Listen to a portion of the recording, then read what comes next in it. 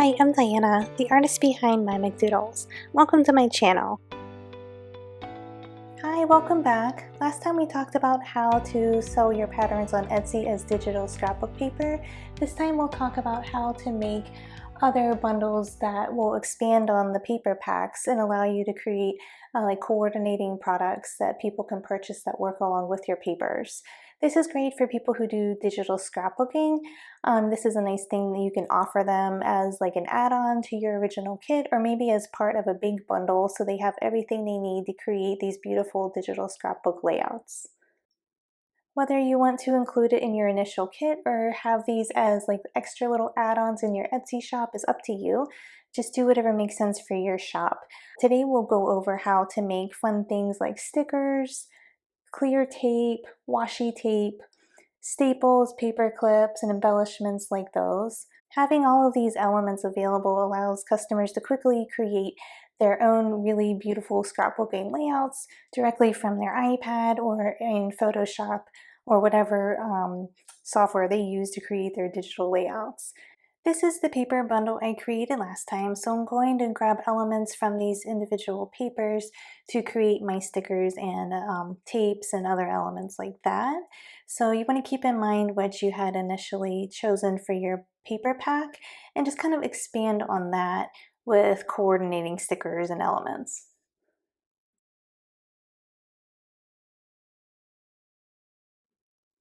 So I saved all of my patterns and I'm going to work with the elements that are in the original pattern folder that I showed you to create and save. I don't want to work in this actual document, so I'm going to duplicate it and then open the new one.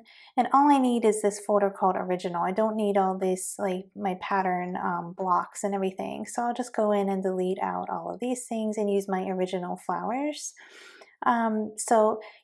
If you save them in this way, all of my flowers are loose, so they're not merged down.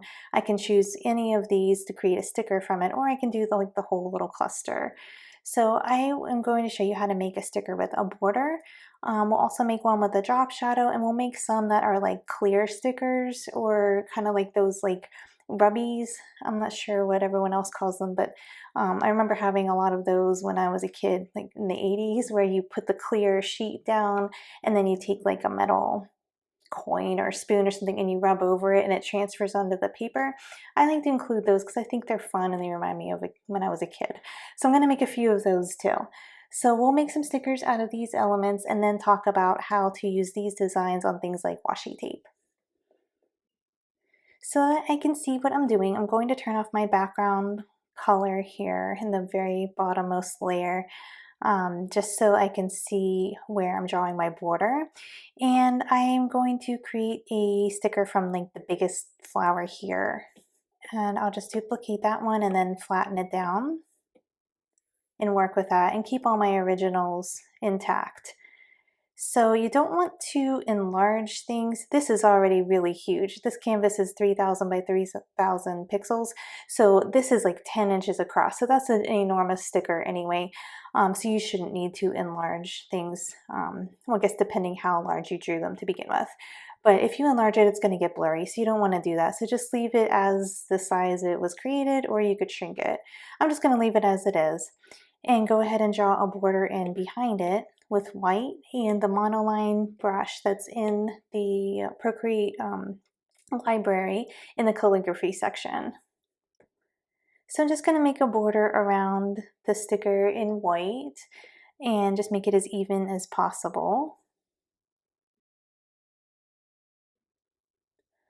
When you're happy with your border, you could go ahead and merge it down. And then I need to create a drop shadow behind it. So I'll save this sticker as one that's just flat, like without any drop shadow, and the one that has a drop shadow behind it, just to give customers the option of having like the little shadow or not. If they're scrapbooking in Photoshop, it's really easy to create drop shadows. And they might want to create their own, but just to give them options, I will include both. So to make the drop shadow, just duplicate your sticker, turn this bottommost layer black, however is the easiest method for you. You can just go up to the hue, saturation, brightness and crank it down to black, or the other way I do it is putting a layer on the top, grabbing black, dropping it in, and then clipping it and merging it, whatever's faster for you. So we have the black layer there, and then we're going to click this magic wand for the adjustments and go to Gaussian blur and just blur a tiny bit just to get a little shadow. I like to do like 2%, like really low. You don't want this giant shadow. It starts to look really fake, depending what the element is. But for a sticker, it's not going to be raised off the page this much. So it only needs a teeny tiny shadow just to give it like that little bit of element of having like three-dimensional look. So I'm going to do like, it says 2.4%. It's just, I usually do around 2. You can bump it down a little bit to make it so the light's like coming in a particular direction. I tend to go down to the right, so it just gives it like a little bit of that little shadow. And if you want it to appear that it's like peeling up off the page, you could even go up here and grab the in the adjustments menu, grab the liquify tool and push, and then just turn it up a little bit. Let's see what that looks like. And then just kind of like nudge it down a little bit to kind of make it look like the edges are kind of like peeling up a little. And then that's really, really dark. So I like to take this opacity down about like, probably like around halfway. And then that gives it just like a little bit of a hint of a shadow where it looks like it could be real, and makes it look interesting. You can see what it would look like if you had it on a background. So I would test it out, turn your background back on and make sure it looks right. You don't have like this harsh shadow or something that's like really like blurred out, way too much shadow so it's like raised off the page too much. So just test them out as you go. And I'll create a few stickers like this. And my shadow is in a separate layer. So I'm going to turn my background back off and I'll save it as a PNG. That's really important because otherwise you're going to have like a white box around it. So you want to save all your stickers as PNGs to preserve the transparent background. So I'll save it as a PNG with without any shadow, and then I'll save it as a PNG with the drop shadow and offer both of those to my customers. So I duplicated this flower again from my originals, and I also put a piece of paper back behind here so I can kind of see what this would look like when it's actually stuck on a layout or some paper. And we'll create a clear border around this one. So we're going to do the same thing with the white border and the monoline brush. Only this time, this is not going to be like a solid white border. We went to take it down in the opacity here to make it like it's like a clear sticker or like a clear border. So I'm going to take it down about halfway. And you can see if this was a dark background, it really shows up that this is kind of like opaque. So I think that's kind of like a fun look. It's difficult to create a drop shadow with this because when you put your shadow, it, well here, I'll turn this one on so you can see. It kind of shows through and then it makes it kind of like darker behind here. So you could just like put a hint of a drop shadow in or just forget it because this would really be like stuck tight down onto the surface anyway if it was like a really thin clear sticker. So I'm gonna leave it like this. I think it looks cute like this, and I like the element of like the clear border here, like a vellum or a clear sticker. So I'll save this one as well as a PNG, so make sure you turn everything in the background off and then export just this sticker as a PNG to make it really easy for yourself, so in the end you can zip up the file and include it in your Etsy shop just like I showed you last time. I would suggest saving all your stickers into a folder labeled stickers and name them in the same way that we did last time, where you would put like flower plain, flower clear, flower drop shadow, something like that, so that when the customer opens it, it's like nicely listed or nicely arranged in alphabetical order where they can quickly see the different variations for each element and don't have to go like digging through to find these items. So those are my suggestions. So I'm going to go ahead and export these into a sticker folder, and then we'll make some washi tape.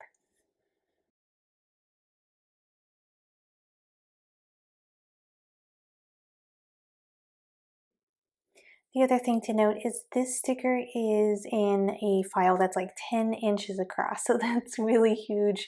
Whenever the file is unzipped and they open this sticker into their document, it's going to be huge. So you could leave it like that, and it allows them to shrink it to whatever size they wish, or you can create a new document like maybe 3 inches by 3 inches or something like that, so that it's like a reasonable size when they open their sticker. It's not this ginormous thing. It's really up to you.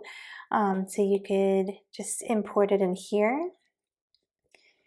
I have a 3 inch by 3 inch document, and if you just bring it back in, you just, I put it in my file, so add file, and then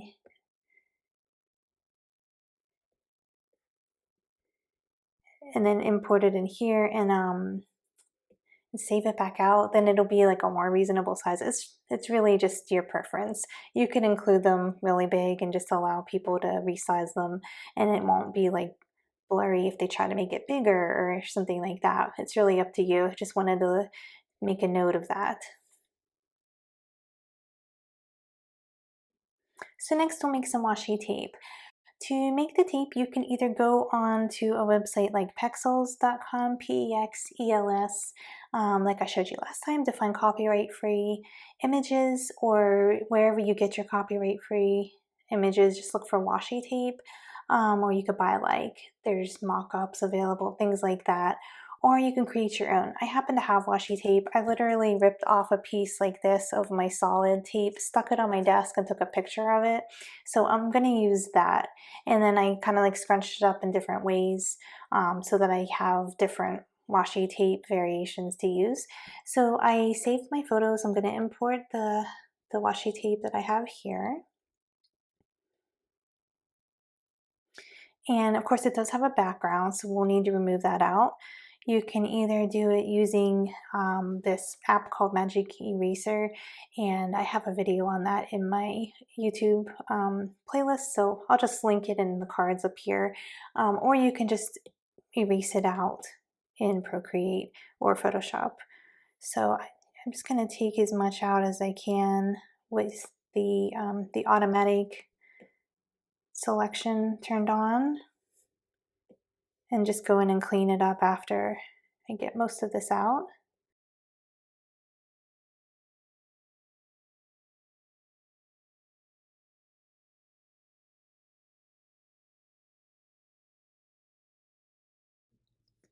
Okay, so I have it all cleaned up. If you're doing it yourself, maybe just as a final step, circle around your element. Make sure you don't have anything in the background that's remaining. So just circle it, press invert, and just cut, just to make sure that there's no specks or left behind. And looks good. Okay, so now we're going to use this as our template for adding pattern onto. I chose a solid one so that it's really easy to just pop a pattern over top of it. So I think I'd like to make this with the trees. So I'm going to go back out here and grab my tree pattern.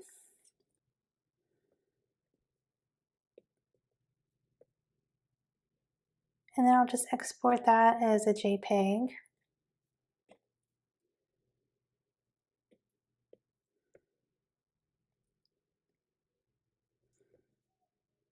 Okay, and then I'll import it here.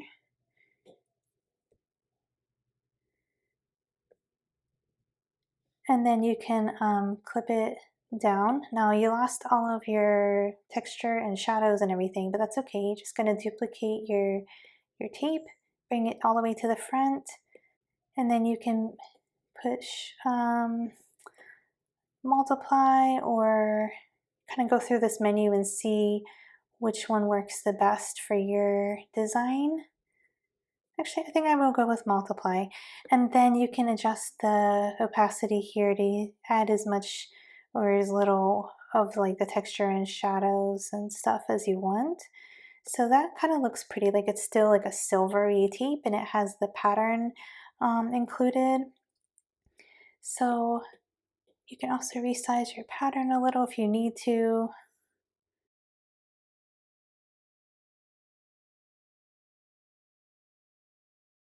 Okay, so I think that looks pretty cute. This area here would not fall over the crease like that, so you can go in and like select it and move it under a little bit and like erase out what you need to so that it looks more realistic. And then under here, this was like the sticky side that's showing, and it wouldn't have a print just directly over it like that. So you have to go in and make some little adjustments like that. If you want to, if it's important to you. Somebody might not even notice that, especially if it's like a little piece of tape like that big on their scrapbook layout. But I'm going to go in and clean it up a little and kind of like shift this piece of this pattern a little so it flows with the tape a little better. And then I'll export it as a PNG.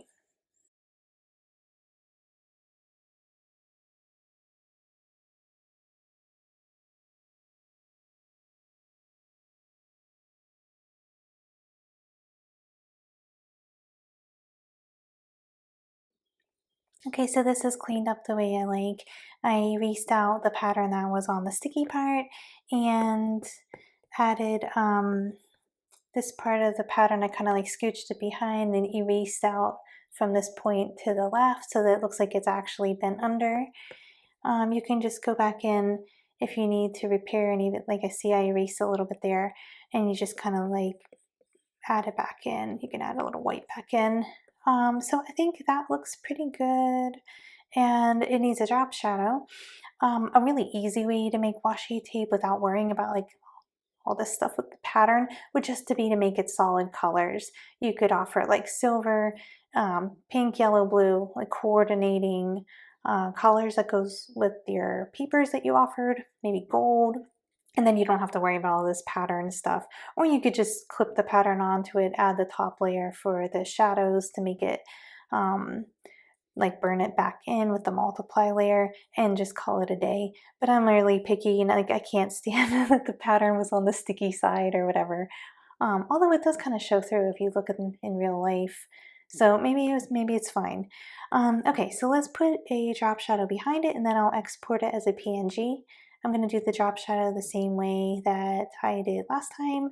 So you just duplicate your layer, grab the bottommost one, just make it black, and then add the Gaussian blur. And just a little again, goes a long way. So I have it at like 3%, and I'm going to grab the liquefy tool, which is in the adjustments menu. Liquefy and then push, because there would be like a little more shadow there where there's the fold. So just kind of add a little bit more there so it looks like it's popping up a little more, and right here where it's bent. And I think that seems good. And then it looks like way too dark there, so we'll just take it down a little bit.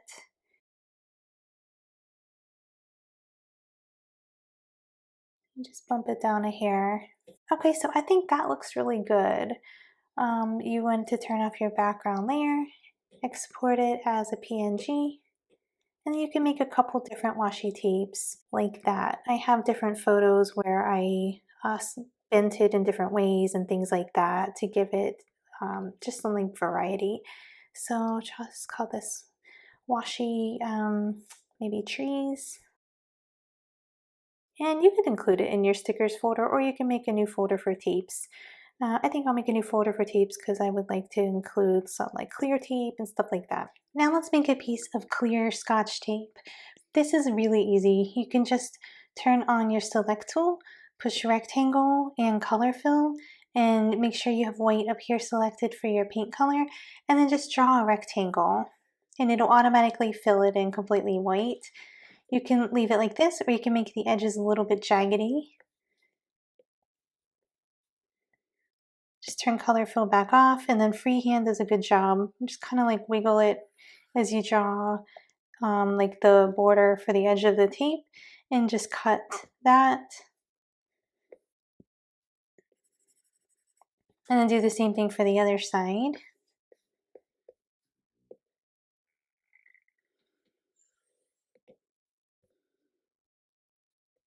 And then all you need to do is reduce the opacity so that it's kind of transparent there, and you have a piece of tape.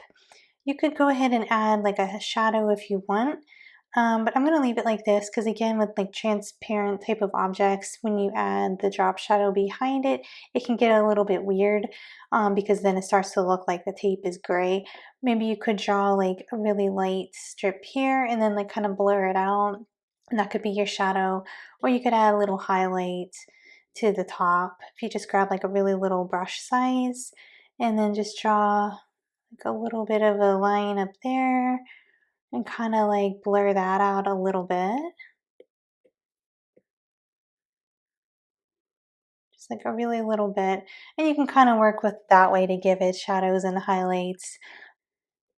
So I'm going to go with just the straight transparent rectangle and save that as my piece of scotch tape. Remember to turn your background off. I put a color in there so I could see what I was doing.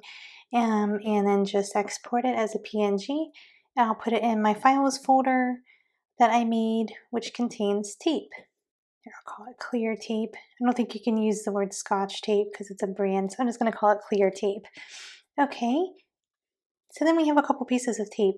You can use that same technique for your washi tape and for your clear tape to make different shapes of the clear tape and different patterns on your washi tape. So you have a couple different options to offer in your bundle. So the next thing you might want to add are like staples or paper clips or just fun little objects like that. I don't really recommend trying to go in and like draw it. It's pretty easy to just grab a picture of a paper clip and erase the background out or find a PNG. You can go on this website called Pexels, PEXELS.com, and there's royalty-free images on there you can use. So you could grab something like this. This would actually be perfect because the background has such contrast. So you could download this and then erase out this green background and keep this white paper clip, and you could either try to save that shadow or just add your own drop shadow using the same technique we did before, and just use that for your paper clip. You can also go on Google and just type in paperclip PNGs and you can find images of paper clips. Just make sure it's not something that has like a copyright and it's royalty free and everything before you use it and sell it in your designs. So since that's pretty easy and straightforward, I'm not going to go over how to save paper clips and whatnot because you can just recolor it and erase out the background like I've previously showed you. So, but those are really fun elements to include if you're able to.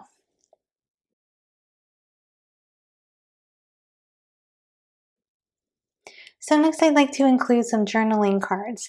I think I'd like to do it in this plaid, so I'll go ahead and duplicate that so that I'm not working in my original pattern design, and just take out everything I don't need. Or I could have actually just used the image that I saved for this pattern block and imported that as well. Either way works. So I have my pattern here, and then I just want to make it to a journaling card. So I'm going to use this pattern for the background and then make it an area that's more light in the center with lines. For now, I'm going to turn off that plaid, make a new layer, push the select tool, grab the rectangle and color fill, and let me turn off the background so you can see what I'm doing, and then just draw a rectangle and it'll automatically fill it in with the color I chose there. So that's going to be my journaling card, and then I put my pattern back in. So I'm going to put it to the top, clip it down, and I'd like to make it a little smaller so more of it kind of shows here. And once you have it the size you like, you can make a new layer on the top and do the same technique with the rectangle It's going to fill it in white and then just kind of like center everything up. Okay, and you can either leave it completely white like that, or you could just make it so it's a little bit like transparent, so it's just like the center's a little washed out, and then just put some lines through here. So then that gives somebody like a little card they can pop into their design and write some little notes or some memories from the day or whatever. So I'll put some lines on top in like a dark pink that matches this pattern. And you can do it with the monoline brush. And you could even turn on your drawing guide in the grid, and it makes it really easy to draw straight lines. So just make it kind of small. You can see how many lines would fit on the card there. And keeping in mind this canvas is, again, it's 3000 pixels, so it's like 10 inches across. So I think that looks good for the size of the card. And then if you have assisted drawing turned on, which you can do back in this menu, I just forgot before I pressed it, you click this on, it'll show in your layer that it's assisted. If you need to turn it off and on, you just tap on the layer and click drawing assist on or off. It's on, it has a check mark so you can tell. And then this will help me draw my lines. So I'll just start here and draw across, and it won't let me go off of that line no matter where I move my pen. See, I drag it down, it doesn't move. It just keeps going exactly horizontal all the way across. And I kind of don't mind if my lines are wonky and stuff. Usually I would just like freehand these in, and I'd purposely make them a little bit like crooked and stuff, not all perfectly parallel, but just to demonstrate how easy it is to draw these lines in using the drawing assist tool, this works. You just put the lines the whole way down, maybe like one notch up from the bottom, so there's a little bit of like white space. Kind of would look nice. Okay, and if you're happy with it, you could add a drop shadow behind it or leave it just like this. This pattern, since it's plaid, it looks a little odd with the plaid competing with the lines, so I'm just going to turn this all the way up so that it doesn't have that like washed out center. And my lines aren't all perfectly aligned, and that's easy to fix if you just grab the select tool, make sure color fill is turned off, select rectangle, and just clean it up so they're all like chopped off at the same point. So like that looks good, and then it'll make them look perfect all the way up.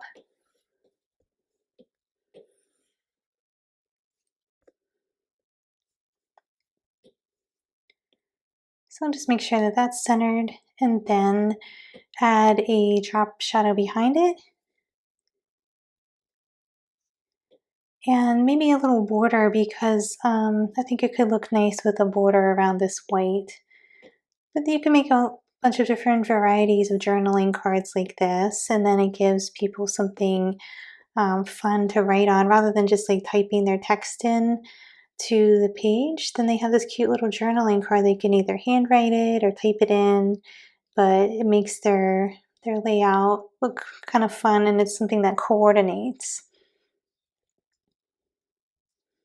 So I'll add a drop shadow all the way in the back, and then export this as a journaling card. And then I'll make a few varieties of different patterns in the background, and maybe some of them just like a little bit different, like maybe with the crooked lines or like a grid or things like that, just to give lots of different options.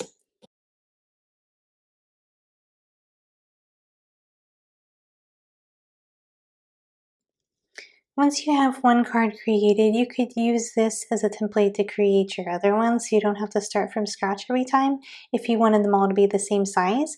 So all you do is insert your new pattern here, and then you just clip it down. You could even clip it to this here, it doesn't matter because it's all clipped down to the original rectangle that you drew. And then it already has your drop shadow and everything. You can have your journaling part there. And you can see it's like really easy to customize and make these really quickly once you have one created. So you could leave it just like that, export it, and they could write in their stuff on that white area. Or if you want to put like a grid or something, you can use this brush. It's in the Procreate brush library under textures. It's the grid.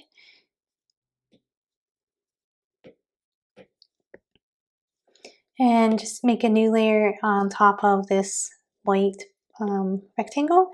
And then you might need to adjust your grid size a little bit. Scribble over the white area and beyond.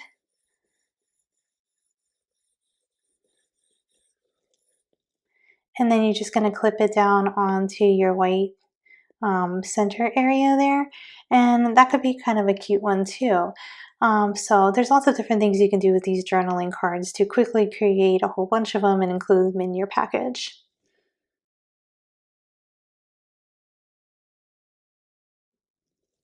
Another fun little element could be like a vellum pocket or an envelope. To create a transparent pocket, you can just open a new canvas. This one's a 4x6, so it would be like the same as like a photo, so that it has the same ratio. And I'll just drop in white, which seems silly because it's already white, but we're going to drop it in a new layer. You can turn off your background layer so you can see what you're doing. And then just shrink it down a tiny bit. So like that, and then just recenter it. And then you just reduce the opacity a little bit so that it's this like transparent sheet of paper. And then they could slip a photo in it or like some fun elements, like halfway in the pocket and then sticking out, and it looks pretty cute. You could even add pieces of tape or staples or stitching or whatever you like, just to embellish it a little bit. I'll show you how this looks when you use it. So you want to make sure you're saving it as a PNG so it doesn't have a background. Let's just turn it back off. Okay, so let's just use this photo. So I'm just going to resize my photo a little bit, and then let's turn this pocket back on. And the pocket needs to go in front. So I have my little pocket here, my photo, and if they have this on their page and make the photo sticking out, it looks really cute. And so obviously I would probably have more of the photos sticking out than that on like an actual scrapbook page. But you can see how they can like insert things down into the pocket. You could also resize it a little. If you turn it on freeform, you can make it shorter. And then you can see how it's like real cute to put little pictures like sticking out of. You could put like a few photos sticking out and put drop shadows and stuff, and it's just like a fun little way to add extra photos onto your page. So I'll include a few of these, maybe a few different colors, and one with like some stitching or staples or something like that to kind of like change it up a little bit. And I'm not going to put a drop shadow behind it because it does the thing again with the weird like gray looking area, but you could just kind of draw in the drop shadow just along the side and the bottom, and in like a light gray, and blur it out a tiny bit just to give it like that little bit of a shadow without it spilling out into the entire square or rectangle or whatever, and so that it still looks like nice and like transparent paper, not like a grayish murky weird color. So I'll save a few of those into a section that's called like envelopes and pockets, and offer those in my bundle too. The last thing that we will make with the paper are these like paper strips. You could do like ribbons or like strips of paper that go across the whole length of the page. I think those look really cute when they're in scrapbook layout. So I'm going to make one from these stars. This is like the little stars. So I think that will work well for this. I'm duplicating it so I don't mess with my original. And I'm actually going to use a 12 by 12 document because it needs to be 12 inches across to fit exactly on the 12-inch paper that I made. So let's open that. And these are really easy to create. Okay, so all you do with this little print is make a new layer on the top, and then grab the select tool with the rectangle and the color fill turned on, and you just make a rectangle that goes the whole way across the paper. And you can kind of see how wide to make it because you have your full sheet of scrapbook paper right here. So maybe something like that. And then I'm going to take my pattern and I'm going to put it on top of that strip and clip it down with the clipping mask. And you might need to resize it a little bit so that more of the pattern shows, or whatever you think looks good. I think I would like it to have lots of little stars across, so I'll have to tile out my pattern a little bit to fill it in so that more of the stars are showing. But it's a really easy technique to make a bunch of these little strips that you can offer and put a drop shadow behind them, and it's like this really fun little element they can quickly just like pop on the page, and it fits perfectly across the sheet of paper. Because this element is in a 12 by 12 canvas, but most of the area is blank, I'm just going to go ahead and like crop this so that it saves without like all that extra blank space. And you can do that by just going into the wrench here, canvas, crop and resize, and you can adjust it so that it's like um, more like circling just your element there, and not like this giant piece of paper where most of it's dead space. So I'm going to save it like that. And this is really easy as well to just pop in different patterns and create a bunch of different little paper strips and have like a template here from your first one that you made to quickly recolor it or add in different patterns to save a whole bunch of these. Make sure you save it as a PNG. And I use the same one to drop in a bunch of different patterns and include like maybe four or five or so of these little strips. The last thing I'll do is make some alphabet stamps or stickers so that people can use it to spell out things, or for like a big like first letter of a paragraph or a name or something like that. This is a little bit time consuming. It's not hard, it just takes a little bit of effort. I'm going to make it in a neutral color. You could do like all different colors to coordinate with your bundle. I'm just going to go with a neutral color so it works whether they're using this for like the pink shades of paper or the blue. They'll have a neutral color to use with it. So I'm going to go with the yellow. The gray could work too. And again, if they're scrapbooking in like Photoshop or even on Procreate, you can easily recolor these, or just drop a piece of paper on top of it and clip it down to make it any pattern you wish. So this is kind of just like almost like a template that they could use as well. And if you want to show people how to do that, that would be good too, so they have an idea that it doesn't have to just be this one color that you set in your bundle. They can customize it for whatever they wish. So I have my yellow selected. This is a 3000 by 3000 pixel canvas, just plenty big. My letters are not going to be that big. I'm going to make them about 2 inches, and then I'll show you at the end how I export all of them as PNGs really easily. So first we'll just make the whole alphabet in this document here. So I'm going to grab this add text here and look for a font that's kind of bold and like thick enough that it's going to work well for like a sticker. This one looks pretty good. I want something that's kind of fun. I like the way these letters look, and they're certainly like nice and thick, so I think this will work well. It's called Impact, and it's included with the Procreate app. So I'll just go through and make all the alphabet letters. I'm just going to do all of the lowercase letters for now. 1 letter per layer, which will make life easier later on. It's kind of a pain right now, but it'll make it easier later.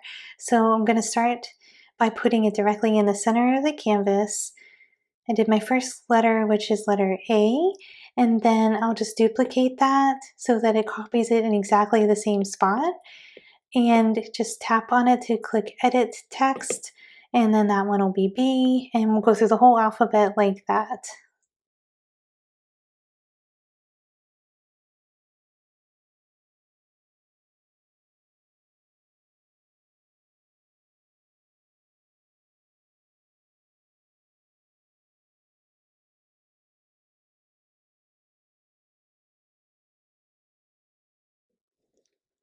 I did every alphabet letter lowercase, and then these marks as well. So an exclamation point, question mark, hashtag, parenthesis, left and right, a hyphen, a plus sign, ampersand, comma, and whatever these things are called.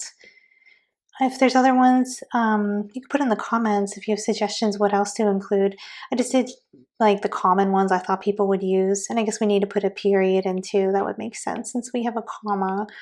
And then we'll go ahead and go through each one. And if you were doing this in Photoshop, it's really easy to put a stroke around it to make it have like a white sticker border.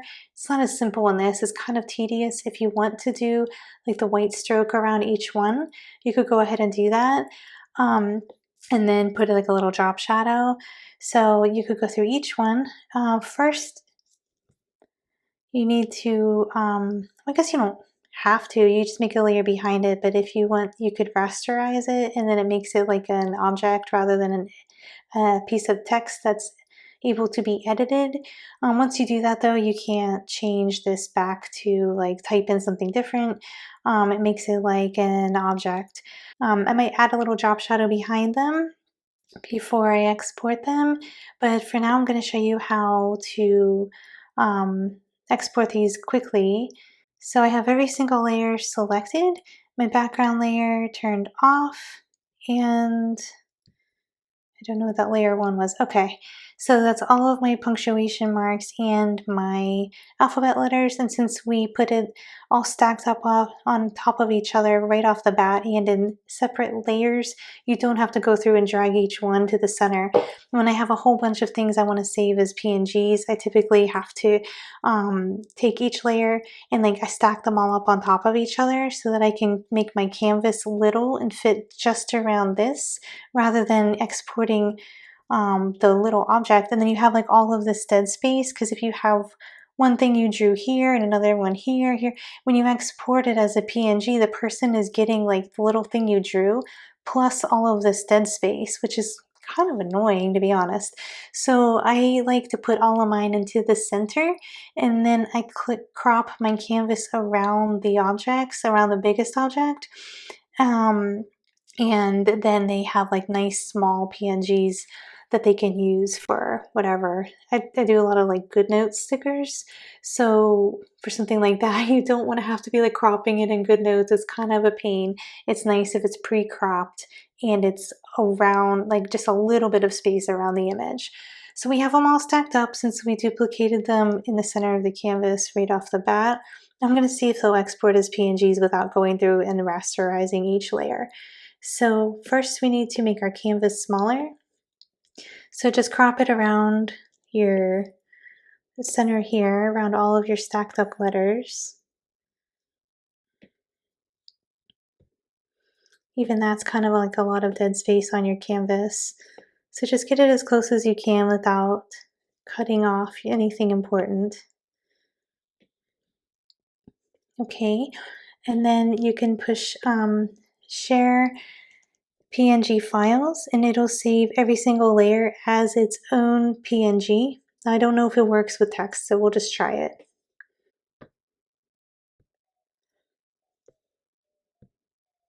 Okay, and it does. So you don't have to rasterize each layer. You can just leave it as text, and then just export as the PNG files, and you can see these all have a transparent background. It's every single letter of the alphabet.